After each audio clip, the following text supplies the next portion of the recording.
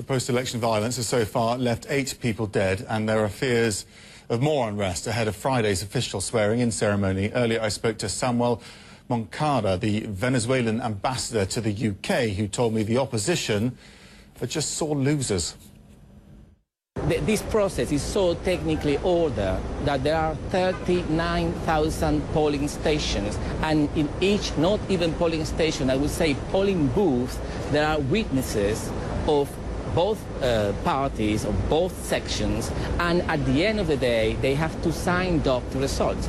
All opposition witnesses signed off the results. They agreed with it, and there is not one instance. There were 150 international organizations monitoring the process. There is no one instance when you would say that those witnesses were pulled out of the polling station by guns. And indeed, there is a massive difference between being threatened by a gun than being killed by a gun. 8 people got killed on Monday evening, and houses were burned down. Even today, a museum in the south of the country was also burned down. I mean, there is a fanaticism in the reaction that is amounting to an actual coup d'etat instead of a civic protest. Maduro is due to take his position to be sworn in tomorrow. That looks likely to go ahead no matter what happens at this point.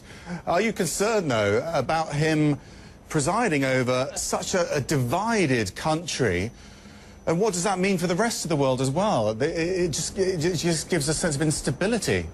All Latin American countries have recognized the result.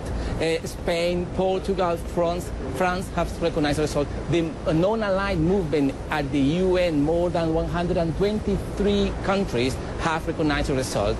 And in that sense, we are quite comfortable. That is democracy. In 2007, the government proposed a referendum to change the constitution, and it lost the referendum by 1.8%, which is more or less the difference that Maduro's advantage today. And the government recognized it defeat. I mean, this country is divided, and the results change according to the election. And the point is, it's not new. It's the way to resolve our differences is through counting the votes, and it's normal.